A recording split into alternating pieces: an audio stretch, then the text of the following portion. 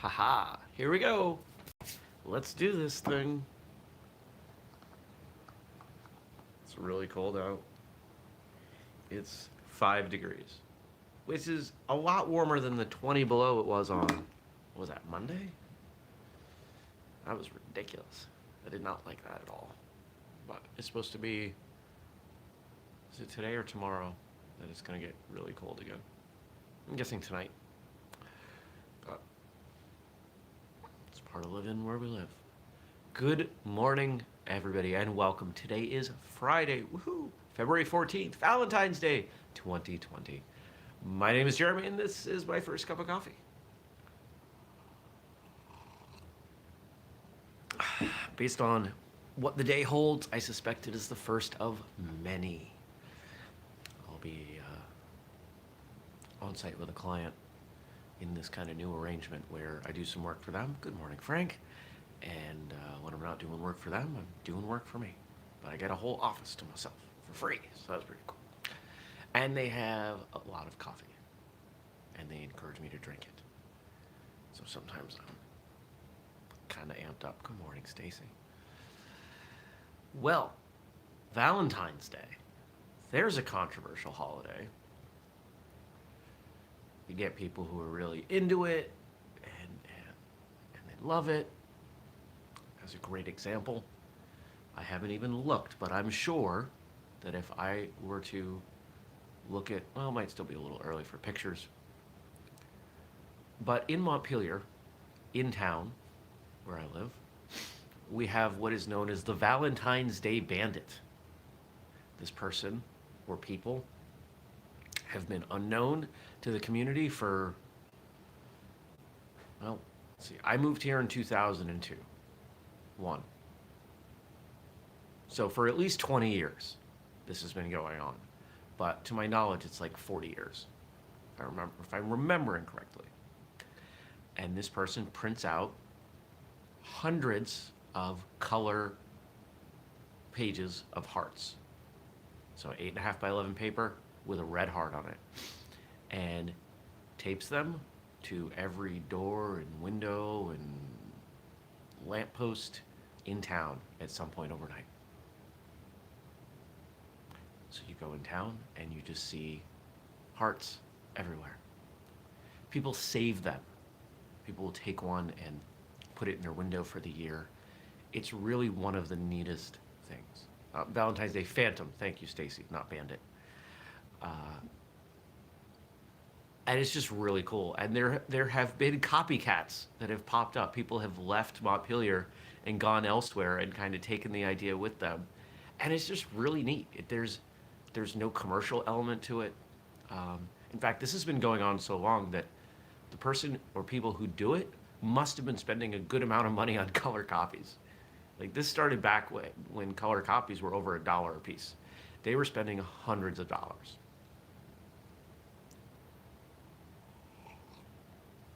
I just think it's awesome. Anything like that, anything that people do to make the world better, it's great. So that's kind of one extreme, right? Really positive.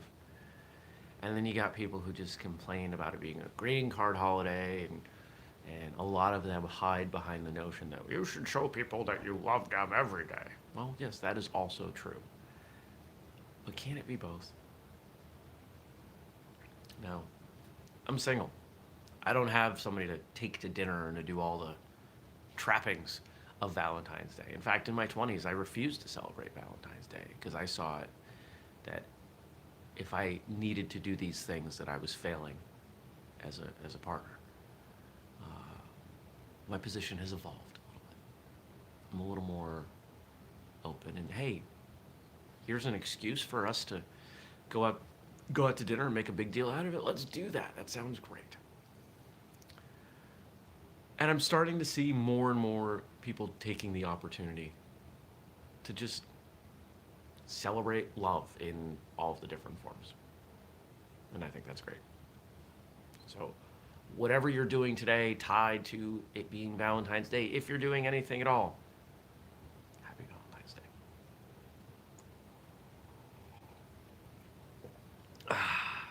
Put extra coffee grounds in the coffee today. so it's super strong. It being a Friday, it's also Funday Friday. And the joke Frank has for us today: why did the two candles fall in love? They found the right match. Love it. I love it. Stacy offered a bit of information from yesterday's show. I was trying to remember the name of the Korean kicking martial arts sport game, and I couldn't come up with it. It was Taekyon. And so Taekyon would have been the second. This was for a question: what's the strangest martial art you've encountered? And Taekyon would be the second one on the list. So. Now, what was yesterday? Yesterday was me doing a bunch of work, going to the gym. What else? What happened whistlekick wise? Oh, a couple other things. First, there was an episode yesterday. Forgot to talk about it because I somehow always forget to talk about them. Yesterday's episode was on this. It was a listener topic, listener suggestion. The idea: are traditional methods of running a martial arts class in conflict with growing a successful martial arts school? So I unpacked that as best as I understand it, and you can check that out, of course, here on YouTube, podcast feed, whatever. Something else happened, I think it was Wednesday, and I forgot to bring it up. The audio version of the Martial Artist Handbook is now available. It's available on Audible, and all the places that spider off to, they sent an email that says it's also in the Apple bookstore, because they just kind of resell Audible books, and there was another platform, and I don't remember what it was. I don't think it was Google, but maybe it was. So if you have checked out the Martial Artist Handbook, or not, but you want me to read it to you, you can check that out. Book's doing well. It's been fun. It's been fun learning a lot about this and connecting with people about it. And the thing that's most interesting is the fact that there's a book now. People give me more credence, which is so strange. I published the book myself. It's not like a publisher came to me and said, "We want you to write a book. Here's an advance." That didn't happen. So, I don't know. I guess I'll take the compliment.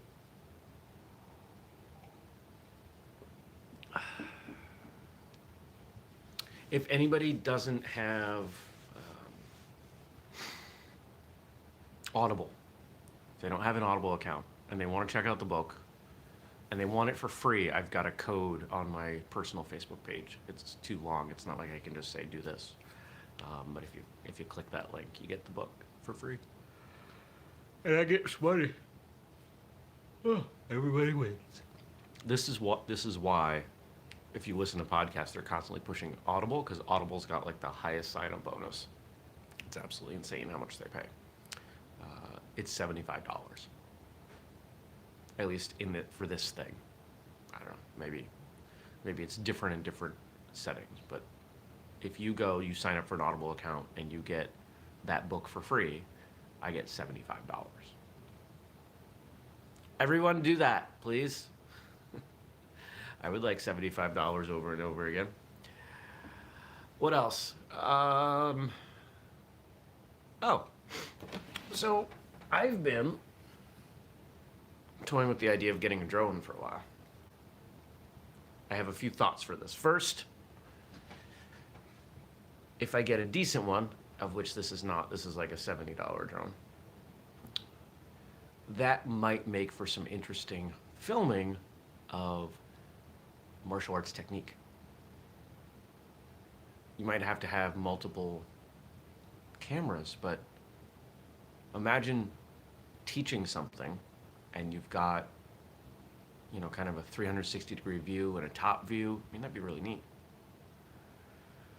But the reason I bought this is I have been hiking a number of times and thought, I would like to get a different perspective on some photos, on some video.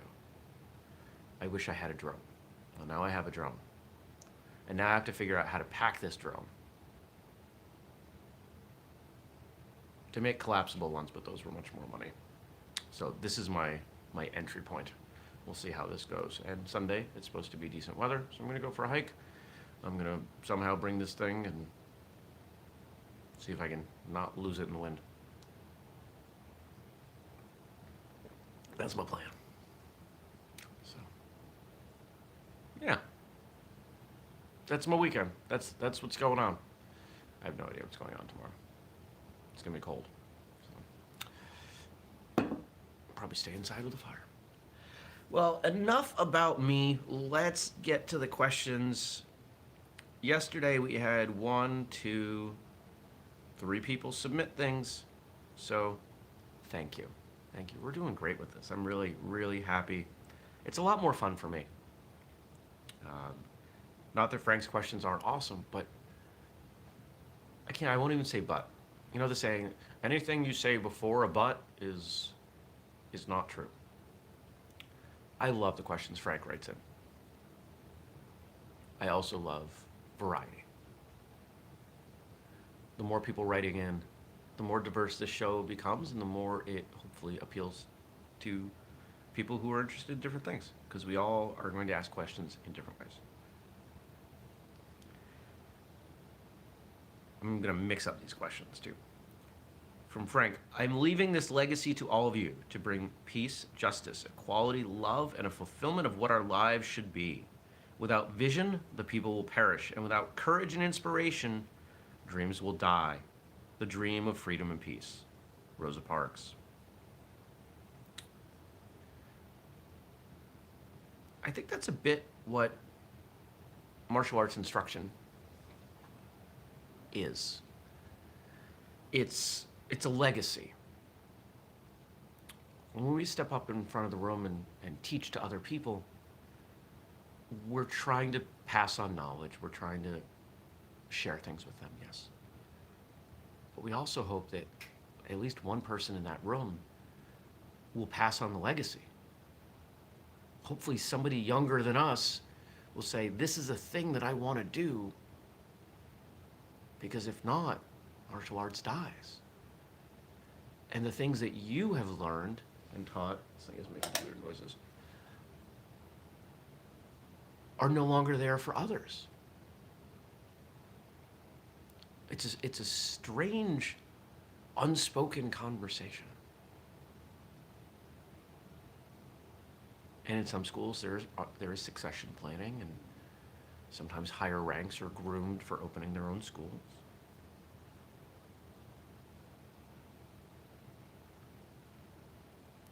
But the dream of freedom and peace, without going into the political side, please,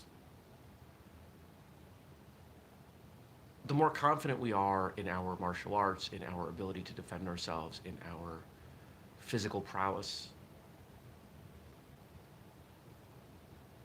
the less likely we are to need to demonstrate that. People who are skilled and trust their skills give off a vibe of confidence that others are less apt to test. Freedom, to not be attacked. Peace is when there's no violence. From Gabe, how do you deal with the training partner or coworker who's always right or always has a one-up on you? Very different in training and in work. If it's work, just let them. Let them be right. Let them one-up you. Let them always have the better story. Because what else are you going to do? Are you going to call them out? Is it worth the energy?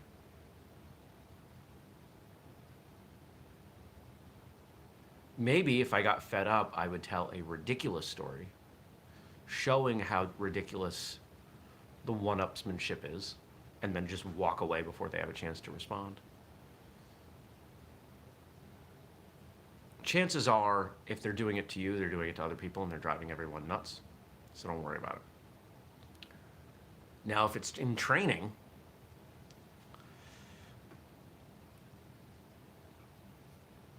as long as it's not something that is putting people's safety at risk,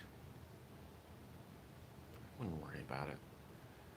I mean, that type of personality clearly indicates a fragile ego, someone who has very poor self-esteem, and they're looking for your validation. If you get to know them well, maybe you pull them aside and say, look, I don't know why you feel the need to keep topping my stories. It's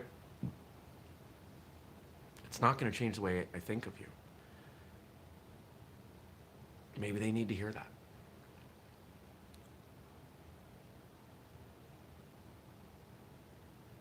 If you're an instructor and you have people doing this, as long as it's not disrupting the rest of the class, probably let it go.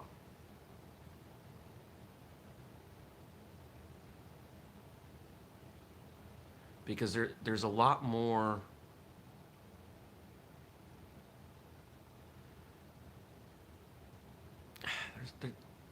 it depends. There's a lot of it depends. Somebody wrote something in. What does it say?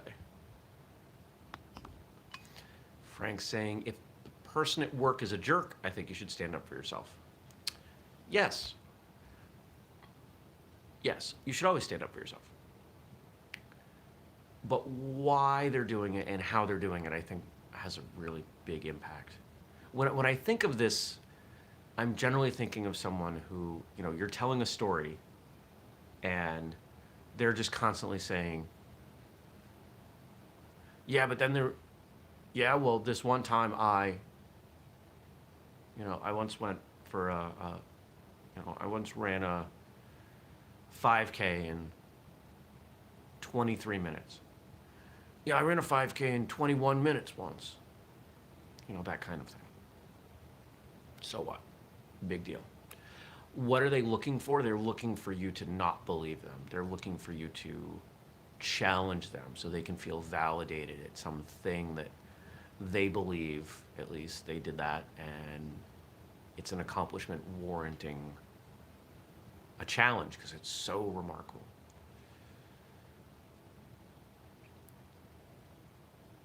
This stuff drives me nuts. It really does.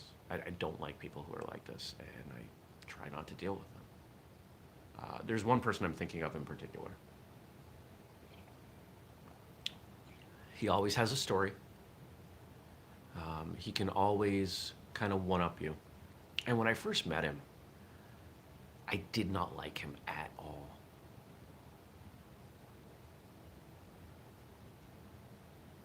But as I got to know him, I learned that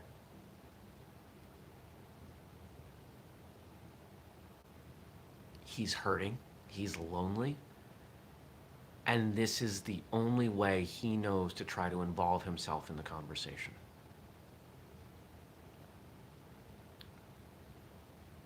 At least in this case, it doesn't come from malice. It comes from a genuine desire to fit in and an inability to do so. So what have I done? I make an effort to include him. I ask him questions. There are some things he knows that he's very competent in, and when that subject comes up, I try to involve him in the conversation before he even has a chance to tell a one-up story. And in doing so, he has been far less likely to go back to his old way. So maybe there's a lesson in there.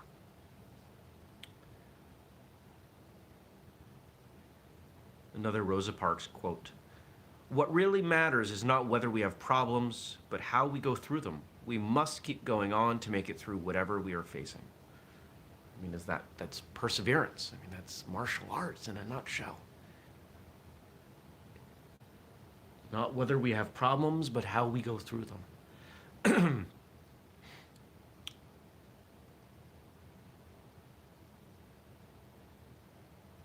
I like the analogy of a knife being sharpened. A knife isn't sharpened with, you know, cotton balls and gentle temperature. You forge a knife in extreme heat and pressure, and then you sharpen that knife with rough texture and more pressure. But as it becomes honed, it becomes more powerful. The more heat and pressure and abrasion applied, the more useful it becomes. And to a certain degree, we are like that. It doesn't mean that you're going to choose the difficult path. It doesn't mean you should volunteer to go through extreme hardships. But if they're there, and they're always there, let's face it, there's always something,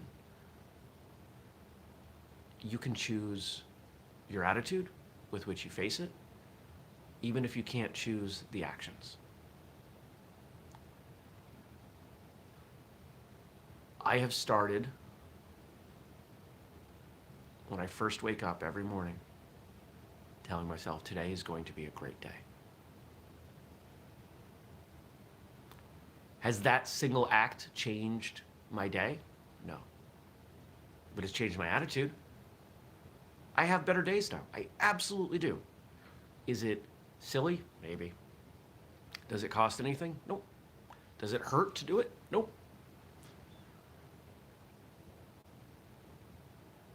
Look for the good, look for the positive, look for the opportunities. As human beings, we learn by making mistakes. So if you're going through something challenging as a result of a choice that you made, recognize that the more difficult it is, the less likely you are to make that choice again. It's not a bad thing.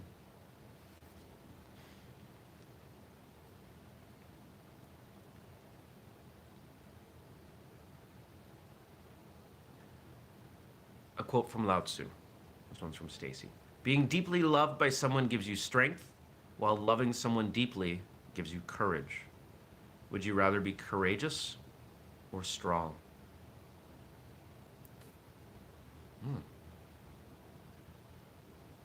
Being deeply loved by someone gives you strength, while loving someone deeply gives you courage.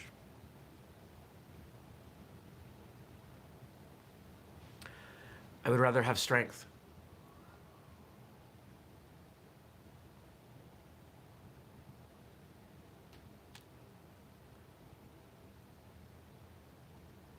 Because, well,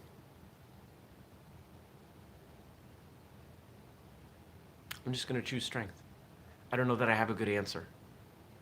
We could debate the semantics of that for a while, but I feel like it makes it hollow. I know what having courage is like. That's been my life. Having strength, much less so. So I'm going to choose that one and embrace that. I'm liking that it's light out. When I started the show, I could actually see in the backyard, and here we are 24 minutes later as we come to the final quote question of the day. And here it is. Final one from Rosa Parks. Stand for something or you will fall for anything. Today's mighty oak is yesterday's nut that held its ground.